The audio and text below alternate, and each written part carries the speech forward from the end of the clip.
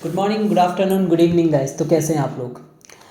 आज हम आपकी पार्टनरशिप बुक को स्टार्ट करने वाले हैं, जिसका हम पहला चैप्टर देखेंगे, जिसका नाम है accounting for partnership firm fundamentals.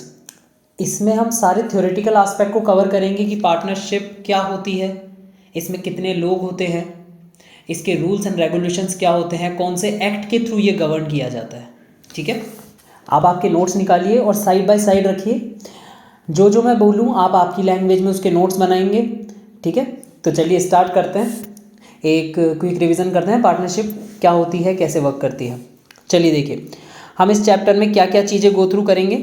सबसे पहले definition and main feature of partnership, partnership deed क्या होती है, interest on capital, interest on drawings क्या होता है, कैपिटल अकाउंट कितने तरह के होते हैं, मैनेजर्स कमीशन या पार्टनर्स कमीशन क्या होता है, division of profit among partner, आप पार्टनर्स के बीच में जो प्रॉफिट है वो कैसे बांटेंगे, एंड मिनिमम गारंटी कि किसी पार्टनर को आपने ये कह के पार्टनरशिप फर्म में रखा है कि उसको मिनिमम इतना प्रॉफिट तो मिलेगा ही मिलेगा, उसकी अकाउंटिंग कैसे होगी वो हम देखेंगे।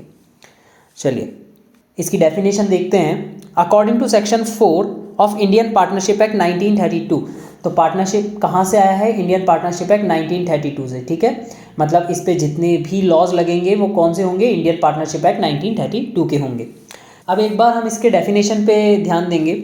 बेटा डेफिनेशन में कुछ इंपॉर्टेंट की टर्म्स हैं, उनको समझेंगे। सबसे पहले, partnership is the relation between person who have agreed to share profit of the business carried on by all or any of them acting for all. यहाँ पे देखना बेटा, यहाँ पे तीन चीज़ों पे फोकस हुआ है। सबसे पहले पार्टनरशिप रिलेशनशिप होता है between two or more persons.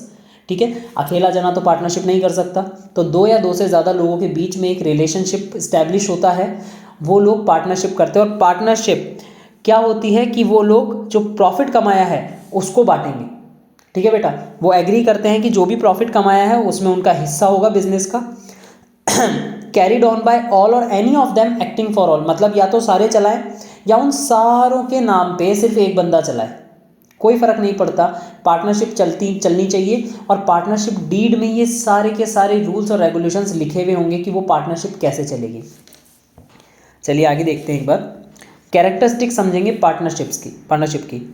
A partnership is a type of business where two or more people come together to run a business. बेटा पहली कंडीशन, दो या दो से ज़्यादा लोग होने चाहिए। दूसरी कंडीशन, वो बिजनेस होना चाहिए।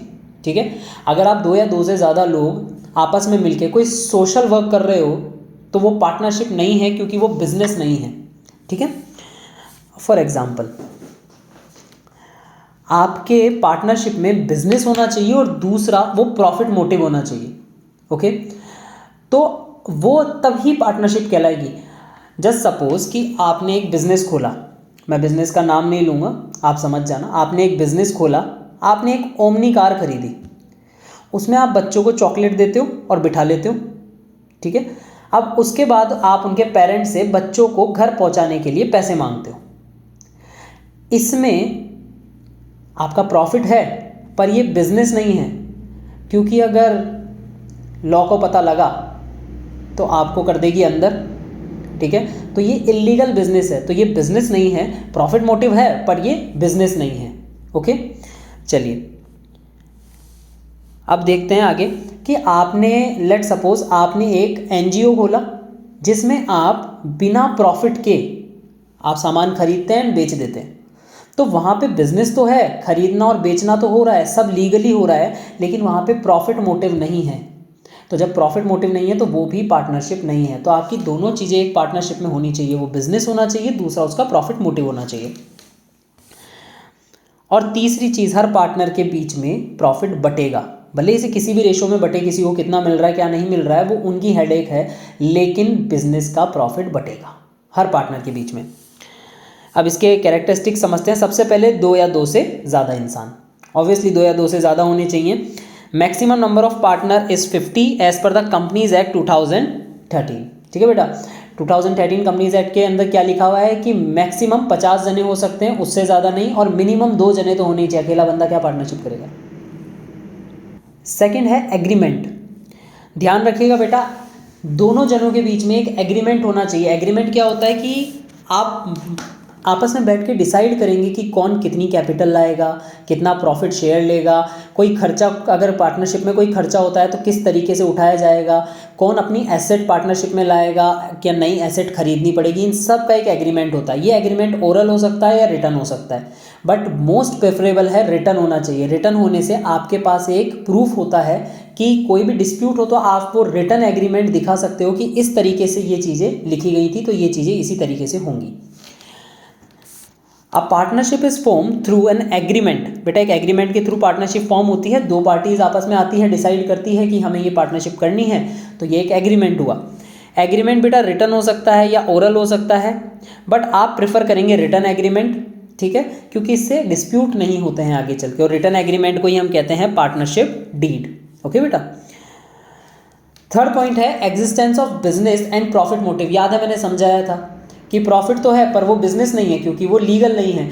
ओमनी में बच्चों को चॉकलेट खिला के बिठाना लीगल बिजनेस नहीं है। प्रॉफिट है, अच्छा प्रॉफिट है, लेकिन लीगल बिजनेस नहीं है। ओके। वहीं पे मैंने एक और चीज़ बताई थी, आप एनजीओ चला रहे हैं, आप माल खरीदते हैं बेचते हैं, बिजनेस है लेकिन प्रॉफिट नहीं है। ओके, तो आपकी दोनों चीज़ें होनी चाहिए, बिजनेस भी होना चाहिए, प्रॉफिट भी होना चाहिए। The main purpose of partnership is to do business and earn profit. ये दोनों चीज़ें होनी चाहिए। If the business is for charity or social work it is not considered a partnership. इसको कंसिडर नहीं करोगे आप पार्टनरशिप, ठीक है।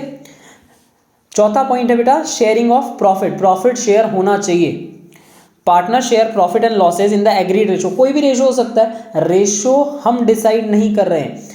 अगर कोई रेशो नहीं होगा तो पार्टनर्स में प्रॉफिट इक्वली बढ़ जाएगा, लेकिन अगर पार्टनर्स ने कोई रेशो डिसाइड किया है तो फिर उस रेशो में बटेगा। अब वो चाहे किसी को कम दो, ज़्यादा दो, कुछ भी दो, लेकिन पार्टनर्स ने जो रेशो डिसाइड किया है उसी रेशो में बटेगा। If there is no agreement, अगर कोई एग्रीमेंट नहीं है तो आप इक्वली बांट देंगे, ठीक है बेटा। अब पांचवा पॉइंट देखो, relationship of principal and agent. इसको म्यूचुअल एजेंसी भी कहा जाता है। अगर आपके क्वेश्चन पेपर में म्यूचुअल एजेंसी से रिलेटेड कोई टर्म आती है तो समझ लीजिएगा कि एक पार्टनर दूसरे पार्टनर के लिए प्रिंसिपल का भी काम करता है और एक एजेंट का भी काम करता है। लेट सपोज कि आपके पास आप दो पार्टनर हैं। लेट सपोज आप दो पार्टनर है, partner A and partner B.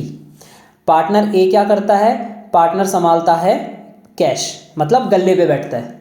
वही पार्टनर बी क्या कर रहा है, दुकान के बाहर खड़ा होके कस्टमर ला रहा है। तो इस वक्त पार्टनर बी है ना, वो मिस्टर ए के लिए किसका काम कर रहा है, एज एन एजेंट, और मिस्टर ए पार्टनर बी के लिए क्या हो गए, ओनर, या उस फर्म के ओनर हो गए। ये चीज़ अपोजिट भी हो सकती है कि मिस्टर ए तो कस्टमर लाए और मिस्टर बी गल्ला संभाले। तो जो गल्ले पे बैठा है या जो काउंटर पे बैठा है उस वक्त के लिए वो ओनर है, और जो कस्टमर ला रहा है वो पार्टनर एजेंट बन जाएगा। तो पार्टनर एजेंट का भी काम करता है और पार्टनर ओनर भी होता है, ठीक है बेटा। तो इसी को ही कहते हैं relationship of principal and agent. Partner दोनों काम करता है। चलिए पढ़ते हैं। Every partner is both a principal, मतलब ओनर भी होगा, और एजेंट मतलब रिप्रेजेंटेटिव भी होगा। मिस्टर बी जो बाहर कस्टमर ला रहे थे वो किसको रिप्रेजेंट कर रहे थे, अपनी फर्म को रिप्रेजेंट कर रहे थे बेटा। This means a partner can act on behalf of firm. कोई भी पार्टनर फर्म के बिहाफ में एक्ट कर सकता है अनटिल अनलेस उसको पार्टनरशिप डीड में इन रिटर्न रिस्ट्रिक्ट ना किया गया हो। अगर पार्टनरशिप डीड में ये लिखा हुआ है कि मिस्टर बी किसी भी तरीके से फर्म को रिप्रेजेंट नहीं करेंगे तो फिर वो नहीं करेंगे, ठीक है। And make decision and those decision will affect all the partners. कोई भी पार्टनर कोई भी डिसीजन लेता है तो वो अफेक्ट करेगा सारे पार्टनर्स को। 6 है business carried on by all or any of them acting for all. बेटा कोई भी मान लीजिए अगर 10 पार्टनर है तो ज़रूरी नहीं है 10 के 10 ही काउंटर पे बैठे। हो सकता है उन 10 के बिहाफ पे सिर्फ एक पार्टनर वहाँ पे बैठ के पूरा काम संभाल रहा हो, ओके। या फिर 10 के 10 बैठे हुए हों, या 10 में से 5 बैठे हुए हों, 6 बैठे हुए हों, 7 बैठे हुए हों, 3 नहीं बैठे हुए हों, 2 नहीं बैठे हुए हों, कुछ भी हो सकता है। कितने भी पार्टनर हों वो बाकी पार्टनर्स के बिहाफ पे बिजनेस कर सकते हैं, ओके। चलिए, the business can be manage by all the partner. सारे पार्टनर मैनेज कर सकते हैं together, or by one or more partner on behalf of others, या फिर एक या एक से ज़्यादा पार्टनर बाकियों के बिहाफ पे बिजनेस कर सकता है। This means even if one partner take decision it is binding on all the partner. इसीलिए अगर एक पार्टनर कोई भी डिसीजन लेता है तो वो बाकी सारे पार्टनर्स पे बाइंड होता है, सारे पार्टनर्स को मानना पड़ेगा, there is no option. Okay, no separate legal existence. यहाँ पे पार्टनरशिप कंपनी से डिफरेंट हो जाती हैं। आपने पढ़ा होगा कि कंपनी का खुद का एक अलग सेपरेट लीगल एग्जिस्टेंस होता है, लेकिन पार्टनरशिप में कोई सेपरेट लीगल एग्जिस्टेंस नहीं होता। कंपनी में अगर सेपरेट लीगल एग्जिस्टेंस होता है तो लाइबिलिटी लिमिटेड हो जाती है मेंबर्स की, लेकिन अगर पार्टनरशिप सेपरेट लीगल एग्जिस्टेंस नहीं है तो लाइबिलिटी अनलिमिटेड हो जाएगी सारे पार्टनर्स की, विच मीन्स कि अगर पार्टनर्स पैसा नहीं चुका पाए बिजनेस की प्रॉपर्टी से तो पार्टनर्स की पर्सनल प्रॉपर्टी बेच के उन्हें पैसा चुकाना पड़ेगा, उनके पर्सनल इफेक्ट वाले आइटम्स भी सेल आउट हो जाएंगे। चलिए इसे पढ़ते हैं। A partnership firm does not have a separate legal identity. बेटा कोई भी सेपरेट लीगल आइडेंटिटी नहीं होती कंपनी की तरह, कंपनी के पास सेपरेट लीगल आइडेंटिटी होती है। If the firm face losses, अगर फर्म को लॉस होता है, पार्टनर हैव टू पे फ्रॉम देयर पर्सनल एसेट। अगर फर्म को लॉस हुआ ना तो पार्टनर को खुद के पर्सनल एसेट बेच के उस लॉस की भरपाई करनी पड़ेगी। इफ पार्टनर डाई और लीव्स द पार्टनरशिप में dissolve unless new agreement is made. अगर कोई भी पार्टनर मर जाता है या पार्टनर रिटायर्ड हो जाता है तो आप समझिएगा वहां पे वो पार्टनरशिप डीड जो दो पार्टनर के या तीन पार्टनर्स के बीच में हुई थी, let suppose mister A, mister B and mister C, ये तीन पार्टनर थे। इसमें से मिस्टर सी बोलते हैं कि मुझे अब पार्टनरशिप में नहीं रहना। तो एक बात बताइए, जो पहले वाली पार्टनरशिप डीड थी वो किनके बीच में थी? ए बी सी के बीच में। तो अगर सी छोड़ के चला जाएगा तो अब क्या ये पार्टनरशिप डीड वैलिड रही? नहीं। तो अब ए और बी को नई पार्टनरशिप डीड बनानी पड़ेगी। ये लोग नई पार्टनरशिप डीड बनाएंगे तो पहले वाली पार्टनरशिप खत्म हो जाएगी, एक नई पार्टनरशिप डीड बनेगी। ठीक है बेटा, ये क्लियर हुआ? चलिए कंक्लूजन पढ़ लेते हैं एक बार। A partnership is an easy and flexible way for doing business with share responsibility. Obviously अगर 3-4 जने एक साथ आ रहे हैं तो रिस्पॉन्सिबिलिटी भी बढ़ जाएगी, आप बड़ा रिस्क ले पाएंगे। However partners need trust and cooperation. Obviously जब 2 जने एक साथ काम कर रहे हैं तो ट्रस्ट और कोऑपरेशन होना बहुत ज़रूरी है, because they are legally responsible for each others action. Obviously अगर एक पार्टनर कोई एक्शन करेगा तो बाकी पार्टनर बाइंड हो जाएंगे उस एक्शन के लिए। ओके, अब एक बार राइट ऑफ अ पार्टनर समझ लेते हैं कि एक जो पार्टनर होता है पार्टनरशिप फर्म में उसके राइट्स क्या क्या होते हैं। देखिए, right to participate in business. आप किसी भी पार्टनर को बिजनेस में पार्टिसिपेट करने से रोक नहीं सकते। वो पार्टिसिपेट करेगा, वो बिजनेस के डिसीजन के अंदर अपने पॉइंट ऑफ व्यू को रखेगा, वो बिजनेस के डिसीजंस को मैनिपुलेट करेगा, उसके हिसाब से वो रख सकता है अपनी, वो जैसे चाहे उस तरीके से अपनी सोच वहाँ पे सबके सामने ला सकता है कि वो बिजनेस को लेके क्या नज़रिया रखता है। Every partner has right to take part in day to day activity. आप किसी पार्टनर को डे टू डे एक्टिविटी करने से नहीं रोक सकते। सारे पार्टनर्स के पास राइट होता है कि वो बिजनेस में आए, बिजनेस प्रीमाइसेस में आके बिजनेस का काम संभाले। This ensure that no partner is left out of important decision. कोई भी पार्टनर इस राइट के कारण कभी भी इंपॉर्टेंट डिसीजन से बाहर नहीं होगा। आप कोई भी इंपॉर्टेंट डिसीजन या एक मटीरियलिस्टिक डिसीजन लेते हैं तो आपके सारे पार्टनर्स का वहाँ पे वोट होना ज़रूरी है। Right to share profit. आप किसी पार्टनर को ये नहीं बोल सकते कि आप कम कैपिटल लाएं तो आप प्रॉफिट नहीं लेंगे, नहीं, हर पार्टनर प्रॉफिट का हकदार है।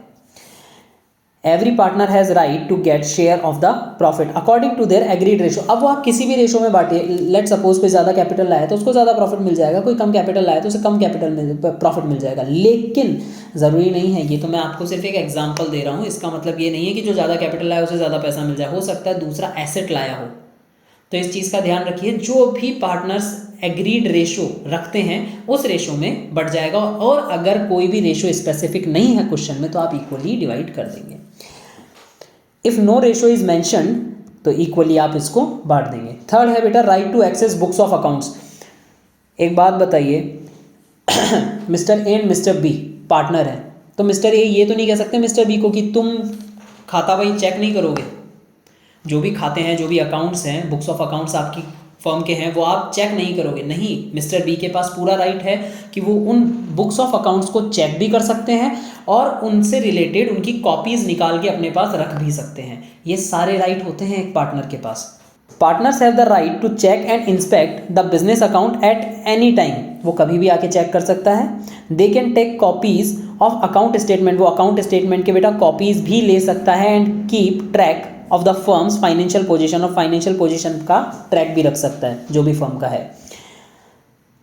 फोर्थ है राइट टू बी कंसल्टेंट। बेटा कोई भी मेजर डिसीजन होगा तो ऐसा नहीं है कि तीन पार्टनर है, उसमें से दो पार्टनर ने वो मेजर डिसीजन ले लिया और तीसरे को पूछा भी नहीं, उसको कंसल्ट करोगे कि भाई ये डिसीजन हम ले रहे हैं, क्या ये लें या ना लें। हर पार्टनर के पास ये राइट है, राइट टू बी कंसल्टेड, उससे पूछा जाएगा कि ये डिसीजन हम लें या नहीं लें।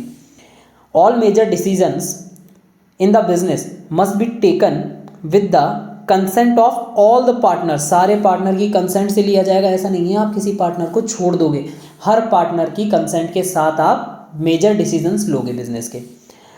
No single partner can make big decisions along unless the partnership agreement allows it. समझना मेरी बात, कोई भी पार्टनर एक बड़ा डिसीजन नहीं ले सकता बिजनेस से रिलेटेड। वो कब लेगा? जब पार्टनरशिप डीड में स्पेसिफिकली लिखा हुआ है कि पार्टनर ए बी सी में से मिस्टर ए के कोई सा भी बड़ा डिसीजन ले सकते हैं, तब वो ले सकता है। क्यों? क्योंकि पार्टनरशिप डीड सारे पार्टनर्स के एग्री होने पे बनाई गई थी। तो अब मिस्टर ए डिसीजन ले सकते हैं और उनके डिसीजन को कोई क्वेश्चन नहीं करेगा। चलिए, राइट टू रिटायर्ड होने का राइट होता है किसी भी पार्टनर के पास। अब partner can leave the partnership, वो पार्टनरशिप छोड़ सकता है by giving notice to other partners, वो अदर पार्टनर्स को नोटिस देगा और वो पार्टनरशिप को छोड़ सकता है। If the partnership is for fix period, अगर बेटा ध्यान रखना कई बार पार्टनरशिप फिक्स पीरियड के लिए भी होती है कि 6 महीने, 7 महीने, 8 महीने, 3 महीने। सीजनल जो पार्टनरशिप होती है वो फिक्स पीरियड के लिए होती है कि 6 महीने में पार्टनरशिप खत्म करेंगे, 6 महीने बिजनेस करके खत्म कर देंगे। They can retire only after that period is over. Let suppose कि mister A and mister B ने कहा कि ठंड आने वाली है, तो हम एक काम करते हैं, वुलन क्लोथ्स का बिजनेस स्टार्ट करते हैं। ये 6 महीने का रहेगा। 6 महीने के बाद, उससे पहले नहीं, 6 महीने के बाद ही मिस्टर ए या मिस्टर बी में से कोई रिटायर्ड हो सकता है, अदरवाइज नहीं होगा। 6 समझेंगे बेटा, right to act as a principal and agent.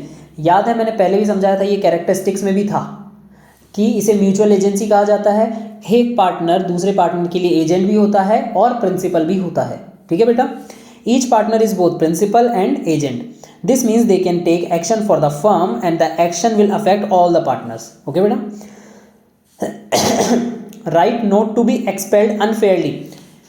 समझिए, एक चीज समझिएगा, let suppose there are 3 partner, यहाँ पे mister A B and C, यहाँ पे 3 पार्टनर हैं।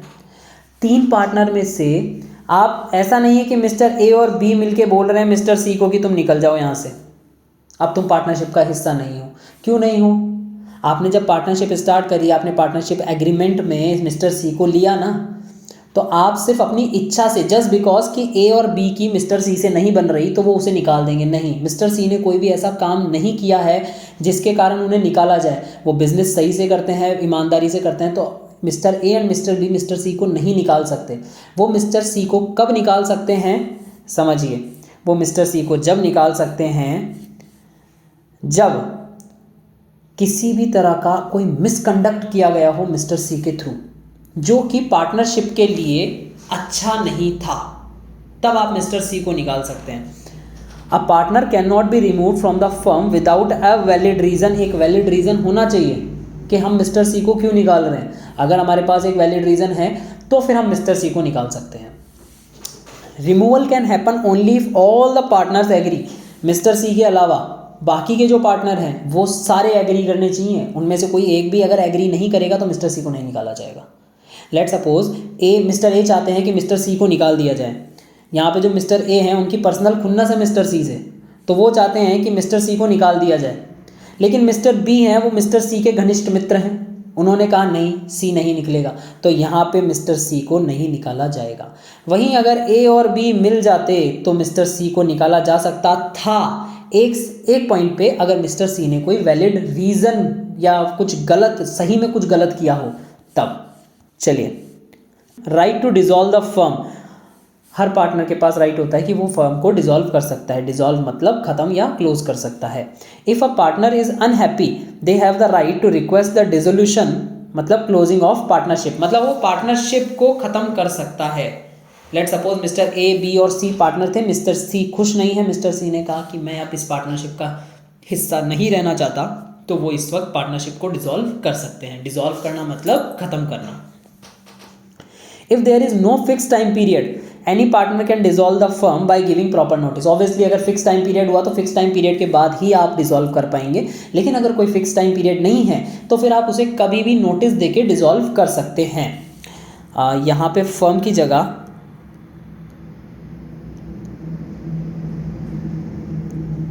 पार्टनरशिप आएगा। Right to dissolve the partnership. Okay बेटा। राइट टू इंडेमनिटी, कंपनसेशन देना। अब मैं आपको एक चीज समझाता हूं बेटा। लेट सपोज कि there are 3 partner, A, B and C. हमारे पास 3 पार्टनर हैं, उसमें से मिस्टर ए, पार्टनरशिप के लिए मिस्टर ए ने अपना एक ऑफिस था वो दिया था। अब मिस्टर ए थे, वो चले गए कहाँ पे, लेट सपोज कि वो चले गए यूएसए। मिस्टर ए को ध्यान नहीं है, हमने एक चीज़ पढ़ी थी कि तीनों पार्टनर में से या जितने भी पार्टनर में से एक जना या 2 जना, कोई भी कुछ भी हो, वो बिजनेस चला सकते हैं। तो मिस्टर ए चले गए विश्वास करके मिस्टर बी और सी को पूरा काम संभला के। काफ़ी सालों तक काम सही चला। कुछ सालों बाद मिस्टर सी ने जो मिस्टर ए की प्रॉपर्टी थी उसको उन्होंने बेच दिया। अब इस जगह पे मिस्टर ए की जो प्रॉपर्टी थी, लेट सपोज वो 2 CR की थी। अब मिस्टर ए वापस आए और मिस्टर ए ने पूछा वो मेरा जो मैंने आपको प्रॉपर्टी दी थी मैं उसको बेचना चाहता हूँ। मिस्टर बी और सी हंसने लगे, उन्होंने कहा हमने तो पहले ही बेच दी। मिस्टर ए की प्रॉपर्टी मिस्टर बी और सी ने भेजी, ये किसी भी तरीके से एक वैलिड तरीका नहीं था बिजनेस चलाने का। तो ये जो लॉस हुआ है मिस्टर ए को, उसका कॉम्पनसेशन कौन देगा, मिस्टर बी और मिस्टर सी। अगर मिस्टर सी थे तो मिस्टर सी देंगे, और अगर दोनों मिले हुए थे तो दोनों कॉम्पनसेशन देंगे। तो ये जो पर्सनल लॉस हुआ है मिस्टर ए को, उसका कॉम्पनसेशन कौन देगा, mister B and mister C. देखिए बेटा, इसे समझेंगे। If a partner suffer loss due to firm activity they have the right to be compensated by the firm. Firm के थ्रू ये जो माल बेचा गया, मतलब जो उनका घर या जो भी कॉम्प्लेक्स था वो बेचा गया, तो उसके लिए रिस्पॉन्सिबल कौन है, फर्म। फर्म किसको पैसा देगा, उस पार्टनर को जिसको लॉस हुआ है। How ever if partner make a personal mistake, लेकिन मिस्टर ए ने ही फ़ोन करके कहा था कि यार मेरा कॉम्प्लेक्स है उसे बेच देना, मिस्टर बी एंड सी ने बेच दिया, तो इस जगह पे मिस्टर ए को कॉम्पनसेशन नहीं मिलेगा, क्योंकि ये चीज़ मिस्टर ए ने खुद ने कही है। तो इस जगह पे कोई कॉम्पनसेशन नहीं है, they have to bear the loss. Okay, उन्हें खुद ही लॉस उठाना होगा। चलिए आगे देखते हैं। अब समझते हैं पार्टनरशिप डीड। पार्टनरशिप डीड क्या होती है, समझना बेटा। पार्टनरशिप डीड कुछ नहीं होता है, एक रिटर्न एग्रीमेंट होता है बिटवीन पार्टनर्स कि कौन सी चीज़ किस तरीके से करी जाएगी। पार्टनर्स के पास एक रिटर्न एग्रीमेंट होता है कि बिजनेस कैसे होगा, कौन से पार्टनर को कितना शेयर मिलेगा प्रॉफिट में, कौन कितनी कैपिटल लाएगा, कैपिटल का स्ट्रक्चर क्या रहेगा, फिक्स्ड होगा, फ्लेक्सिबल होगा, उनको इंटरेस्ट ऑन कैपिटल कितना मिलेगा, इंटरेस्ट ऑन लोन कितना दिया जाएगा, इंटरेस्ट ऑन ड्राइंग्स कितना होगा।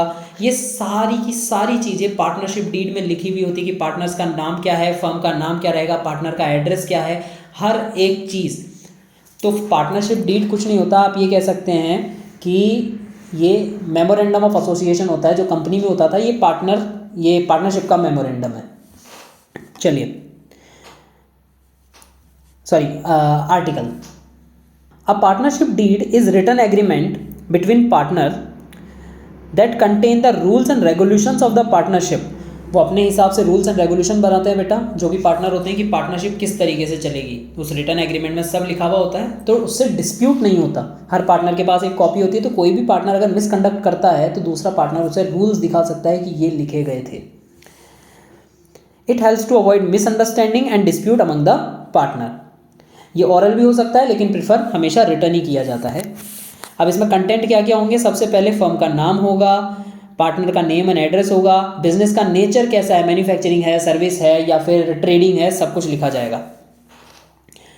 कैपिटल के कौन कौन कितनी लाएगा, एसेट कौन कितनी लाएगा, प्रॉफिट एंड लॉस का शेयरिंग रेशियो क्या होगा, ठीक है। और अगर शेयरिंग रेशियो नहीं दिया हुआ तो वो इक्वली बढ़ जाएगा। Rights and duties of partners, किसी भी पार्टनर के राइट एंड ड्यूटीज क्या होंगे। आप एक पार्टनर को एक्सक्लूसिव राइट दे सकते हैं, अगर पार्टनरशिप डीड में लिखा है आपने, तभी आप पार्टनर को एक्सक्लूसिव राइट दे सकते हैं, अदरवाइज आप एक्सक्लूसिव राइट नहीं दे सकते पार्टनर, किसी भी पार्टनर को। ओके।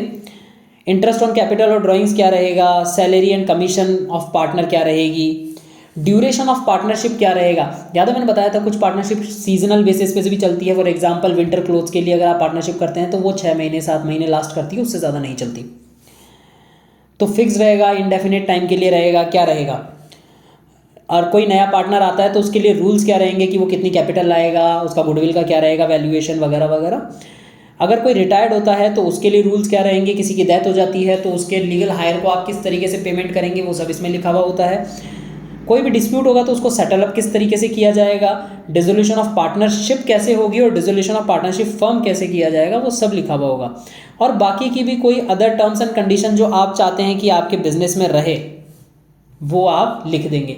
तो ये कुछ भी नहीं है बेटा, ये रूल्स एंड रेगुलेशंस हैं। आपको ये 14 के 14 पॉइंट्स याद होने चाहिए। कोई भी आपसे क्वेश्चन करेगा, पार्टनरशिप डीड का क्वेश्चन उठ के आता ही आता है, इंपॉर्टेंट है।